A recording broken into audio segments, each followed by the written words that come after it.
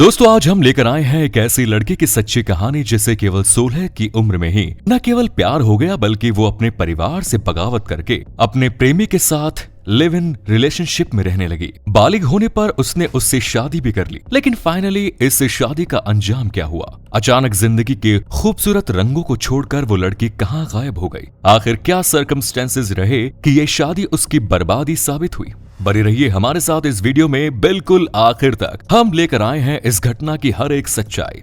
दिल्ली के जनकपुरी में एक मिडिल क्लास फैमिली में रहने वाली नैन्सी अपनी दोनों बहनों से बड़ी थी। नैन्सी के माता पिता अपने बच्चों का बहुत ख्याल रखते थे। दूसरे सभी माता पिता की तरह वो अपने बच्चों की हर इच्छाओं का ख्याल रखते थे। साल 2017 में 16 साल की नैन्सी अपने एक दोस्त की बर्थडे पार्टी में जाती थी, जहां उसकी मुलाकात 18 वर्षीय साहिल से होती है। दोनों में प्यार हो जाता है और इसके बाद दोनों आपस में मिलने और बातचीत करने लगते हैं। आगे चलकर साहिल के कहने पर नैन्सी उसके और साहिल की शादी की बात अपने माता पिता से करती है, पर नैन्सी नाबालिग थी। माता पिता उसे ये सब भूलकर पढ़ाई लिखाई में ध्यान देने के लिए कहते हैं। इसके बाद नैन्सी अपने परिवार से बगावत करके साहिल के साथ लिव इन में रहने लगती है। माँ बाप का घर छोड़ने के बाद नैन्सी की लाइफस्टाइल पूरी तरह से बदल जाती है। महंगी महंगी पार्टियों में जाना, नाइट क्लब्स की पार्टियां अटेंड करना, शॉपिंग मॉल में शॉपिंग करना, अक्सर लॉन्ग ड्राइव पर निकल जाना इन दोनों की लाइफस्टाइल का एक अहम हिस्सा बन गया। साहिल के पास पैसों की कमी नहीं थी और पैसा पानी की तरह बह रहा था। नैन्सी अपने माता पिता से बात नहीं करती थी, लेकिन उसकी 3-4 क्लोज फ्रेंड्स ऐसी थी जिनसे अक्सर नैन्सी की बातें हुआ करती थी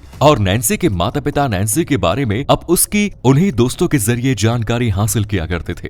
जिंदगी के कुछ साल इसी तरह से निकल गए। साल 2019 के शुरुआती महीने में नैन्सी बालिग हो जाती है और फिर इसके बाद मार्च महीने में साहिल भी शादी के लिए एलिजिबल हो जाता है। इसी मार्च महीने में साहिल नैन्सी के साथ कोर्ट मैरिज कर लेता है। फाइनली वो दिन भी आ जाता है जिसका इंतजार ये बीते 2 सालों से कर रहे थे। इसके बाद नैन्सी अपनी शादी की कुछ तस्वीरें और इन्फॉर्मेशंस अपने दोस्तों के साथ साथ माता पिता को भी शेयर करती है। दूसरी तरफ साहिल अपनी और नैन्सी की शादी के बारे में अपने माता पिता से बताता है। थोड़ी बहुत नाराजगी के बाद वो लोग अपनी बहू को एक्सेप्ट कर लेते हैं और 27 मार्च 2019 को इन दोनों की धार्मिक रीति रिवाज से एक बार फिर शादी हो जाती है। इस शादी में इन्विटेशन के बाद नैन्सी के परिवार से कोई भी शामिल नहीं होता। 20 नवंबर साल 2019 के बाद नैन्सी की वो दोस्त इसलिए परेशान हो जाती है क्योंकि बीते कई समय से नैन्सी ने उससे संपर्क करने की कोशिश नहीं की। ना तो उसने बात की, ना ही नैन्सी का कोई मैसेज आया। नैन्सी की ये दोस्त उसे फोन लगाती है पर नैन्सी का मोबाइल स्विच ऑफ आता है। काफी समय बीत जाने के बाद नैन्सी की दोस्त इस बात की जानकारी उनके माता पिता को देती है।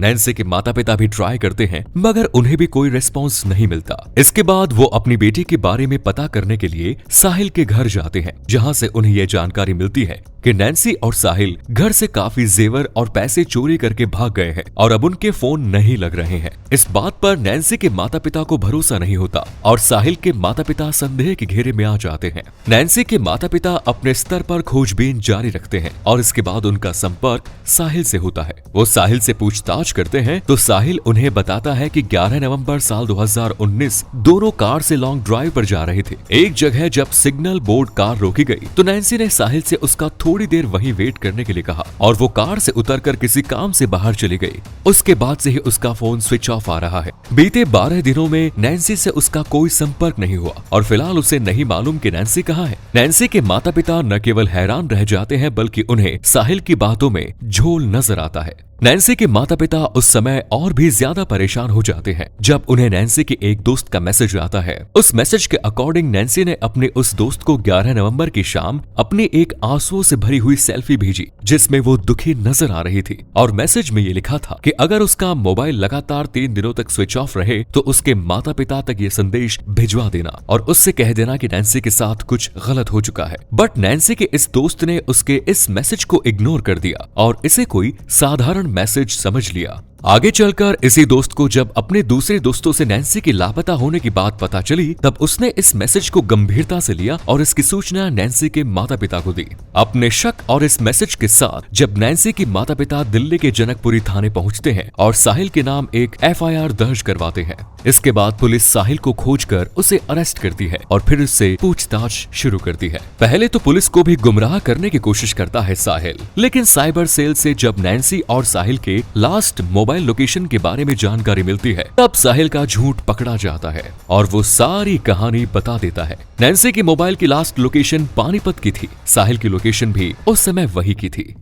साहिल बताता है कि 10 नवंबर 2019 को उसका और नैन्सी का झगड़ा हुआ। साहिल रोज रोज के झगड़ों से तंग आ चुका था। अब वो नैन्सी को रास्ते से हटाना चाहता था, पर उसका कोई भी दोस्त इस काम में उसका साथ देने को तैयार नहीं हुआ।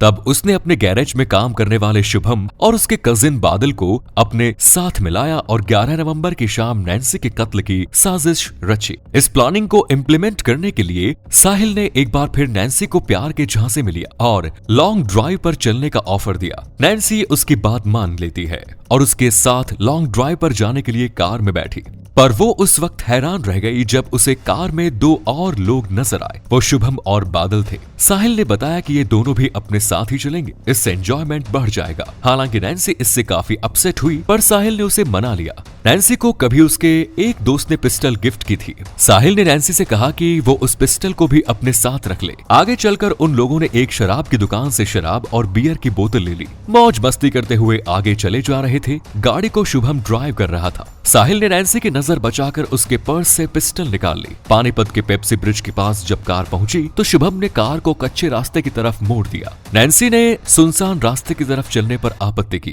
तो उससे कहा कि कुछ नए एंजॉयमेंट के लिए किसी नई जगह पर चल रहे हैं। आगे जाकर शुभम फ्रेश होने के बहाने कार से उतर गया। एक एक करके सभी कार से उतर गए। अचानक साहिल नैन्सी के पीछे की तरफ आया और पिस्टल की 2 गोलियां उसके सिर में उतार दी। नैन्सी एक झटके में ही दूसरी दुनिया में चली गई। आगे चलकर बादल ने नैन्सी की लाश को जलाकर नष्ट करने की कोशिश की, फिर अध जली हालत में झाड़ियों के पीछे फेंक कर वो लोग वहां से चलते बने। साहिल ने कार को भी नष्ट करने की कोशिश की। इसके बाद वो दिल्ली आ गया। बादल करनाल चला गया। इस खुलासे के बाद पुलिस ने सभी आरोपियों को गिरफ्तार कर लिया। इस हत्या की जो वजह सामने आई उसके अनुसार साहिल और उसके पिता अश्वनी चोपड़ा ने बताया कि शादी के बाद नैन्सी को ड्रग्स लेने की आदत हो गई थी। वो ड्रग्स पर काफी पैसे खर्च किया करती थी। पैसे ना मिलने पर झगड़ा करती थी। इतना ही नहीं, साहिल ने नैन्सी के मोबाइल पर कुछ अनजान लोगों के साथ नैन्सी की आपत्तिजनक तस्वीरें देखी। नैन्सी किसी व्यक्ति को अपनी प्राइवेट फोटोज भेजा करती थी। साहिल ने नैन्सी से तलाक लेने की कोशिश की, लेकिन नैन्सी उसे तलाक देने की मूड में नहीं थी। वो तो साहिल को ब्लैकमेल कर रही थी। इन तमाम बातों से साहिल डिप्रेशन में आ गया और फिर उसने ऐसा कदम उठाया। फिलहाल मामला कोर्ट में है। साहिल और उसके साथियों को कानून फाइनली सजा दे ही देगा। लेकिन इस वीडियो के बारे में आपकी क्या राय है, कमेंट्स में जरूर बताएं। धन्यवाद। जय हिंद, जय भारत, वंदे मातरम।